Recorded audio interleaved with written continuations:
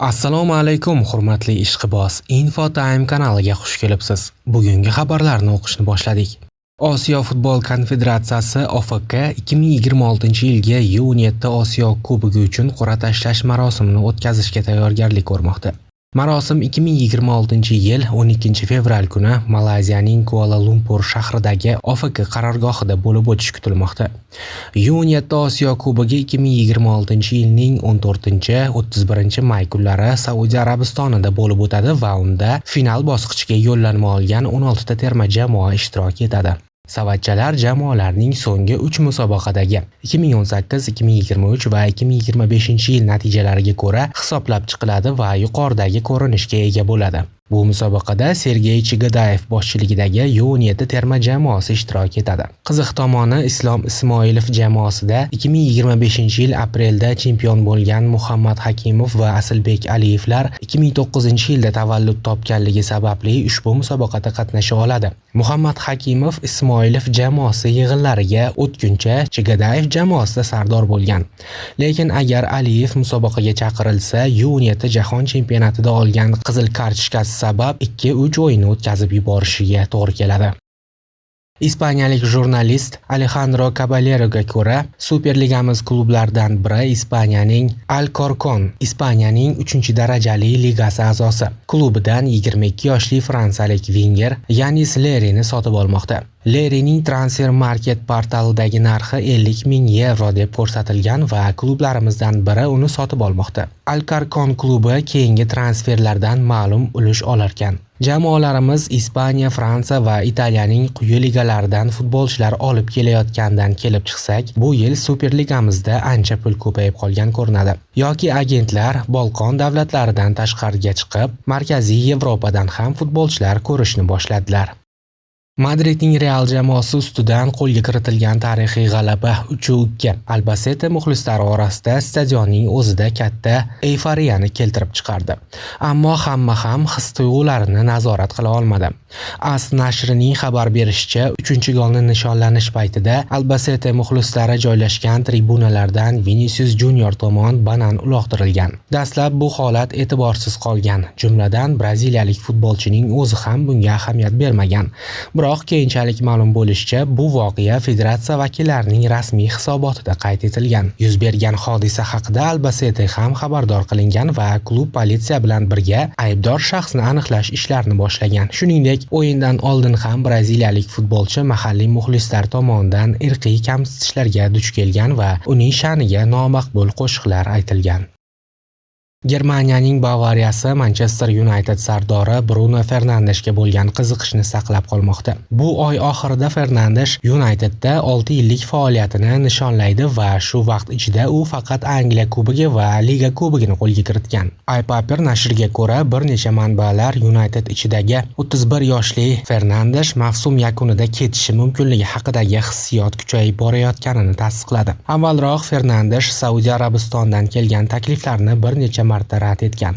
Bruno hali ham katta yutuqlarga intilmoqda va Bavariya uning bu orzularini qondirishga tayyor. Bavariya 30 yoshdan oshgan futbolchilar uchun katta pul to'lashdan qo'rqmaydi. 2023-yilda ular 30 yoshli Harry Kane uchun 100 million funt sarflagan edi. Fernandesh shartnomasida kelgusi yozda xorijiy klubga o'tish uchun 57 million funtlik band bor. Kecha Andijon rasman Martin Buake bilan shartnoma imzolaganini e'lon qildi. Ma'lumotlarga ko'ra, hujumchi andijonliklar safida yiliga taxminan $400 ming maosh oladi. Eslatib o'tamiz, Buake 2021-yili ham burgutlar safida yarim mavsum to'p tepgan. U andijonliklar safida 13 ta bahsda maydonga tushib, 2 ta gol urgandi. Buake Andijonga kelishdan avval Boluspor safida faoliyat olib bordi. U yerda 19 ta uchrashuvda 3 ta gol va 2 ta assistni amalga oshirgan. Birminghamning Aston Villa klubida to'p tepib kelgan niderlandiyalik hujumchi Daniel Malen faoliyatini Italiyada davom ettiradi. Futbolchi Roma klubiga ko'chib o'tdi. Rim klubi rasmiy xabariga ko'ra, 26 yoshli hujumchi mavsum oxiriga qadar ijara asosida bo'rilar safida harakat qiladi. Shartnomada Roma uchun futbolchini keyinchalik to'liq sotib olish imkoniyati ham ko'zda tutilgan. Ma'lumot uchun, joriy mavsumda Malen APL doirasida 21 ta uchrashuvda maydonga tushib, 4 ta gol urdi va 1 ta golli uzatmani amalga oshirdi. U23 Osiyo Kubogi chorak finaldan o'rin olgan O'zbekiston-Xitoy bellashuvi oldidan matbuot anjumani tashkil etildi. Unda O'zbekiston yoshlar terma jamoasi bosh murabbiyi Ravshan Haydarov va yarim himoyachi Sardor Bahromov qatnashdi. Assalomu alaykum, barchaga xayrli kun. Oldimizga qo'yilgan dastlabki vazifani bajarib, shu bosqichga yetib kelganimizdan xursandmiz. Play-offga chiqqan barcha jamoalarni qutlaymiz. Ertaga maqsadlarimizga erishish yo'lidagi eng muhim o'yin bo'lib o'tadi. Tiklanish jarayonidan o'tib, Xitoyning o'yinlarini tahlil qilib chiqdik. O'ylaymanki, jamoamiz o'yinga shay holatda. Ertaga Ar-Riyodda emas, nisbatan issiqroq bo'lgan Jiddada o'ynashimiz noqulaylik tug'dirmaydimi? Albatta, aytganimizdek biz Jiddaga ko'chib o'tdik. Bu yerga moslashish jarayonini boshdan kechirmoqdamiz. Biroq farq juda katta emas. O'ylaymanki, bunday o'zgarishlar jamoamizga ta'sirini o'tkazmaydi. Xitoydan ko'ra bir kun ko'p dam olishimiz qandaydir ustunlik beradimi? Shu bir kunimizni uchib kelishga va yo'lga sarfladik.